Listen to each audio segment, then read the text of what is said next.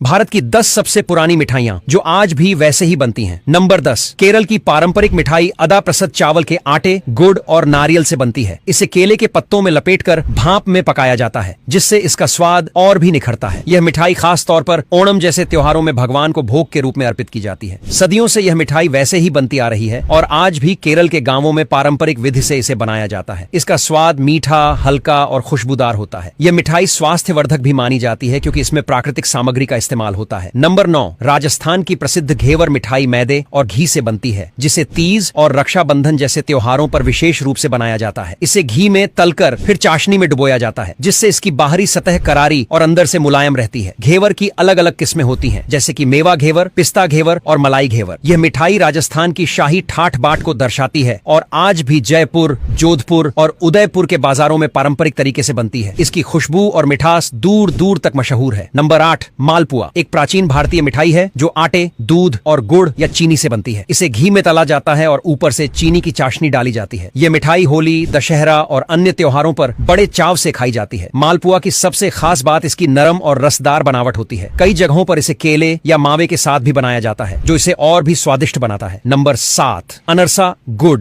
और चावल के आटे से बनती है, जिसे दिवाली और छठ पूजा जैसे त्योहारों पर विशेष रूप से तैयार किया जाता है। चावल को कई दिनों तक पानी में भिगोकर फिर पीसकर गुड़ के साथ मिलाया जाता है। इसके बाद छोटी छोटी टिक्कियां बनाकर तिल लगाकर घी में तला जाता है। अनरसा कुरकुरी होती है और इसका स्वाद मीठा व खुशबूदार होता है। इसे बनाना थोड़ा मेहनत भरा है, लेकिन इसका स्वाद इसे सबसे खास बनाता है। बिहार और महाराष्ट्र के घरों में यह मिठाई पारंपरिक रूप से बनाई जाती है। नंबर 6 है रसगुल्ला, छेना और सूजी से बनती है, जिसे चीनी की चाशनी में पकाया जाता है। इसकी उत्पत्ति ओडिशा के पुरी मंदिर से मानी जाती है, जहां इसे सदियों से भगवान को भोग के रूप में चढ़ाया जाता है। बंगाल ने इस मिठाई को पूरी दुनिया में लोकप्रिय बनाया। रसगुल्ले का स्वाद मीठा, नरम और रसदार होता है। इसे बनाना बहुत कला है, क्योंकि छेना को सही तरीके से गूंथना और पकाना पड़ता है। आज भी बंगाल और ओडिशा के घरों में पारंपरिक विधि से इसे बनाया जाता है। नंबर 5, मथुरा का पेड़ा भगवान श्री कृष्ण से जुड़ा हुआ है और हजारों सालों से बनता आ रहा है। यह दूध को गाढ़ा करके उसमें चीनी, घी और इलायची मिलाकर बनाया जाता है। पेड़ा मथुरा की गलियों में ताजा और पारंपरिक स्वाद में मिलता है। इसे त्योहारों और मंदिरों में बड़े चाव से भोग के रूप में लगाया जाता है। पेड़ा स्वाद में बेहद मीठा और मलाईदार होता है। इसकी खुशबू और स्वाद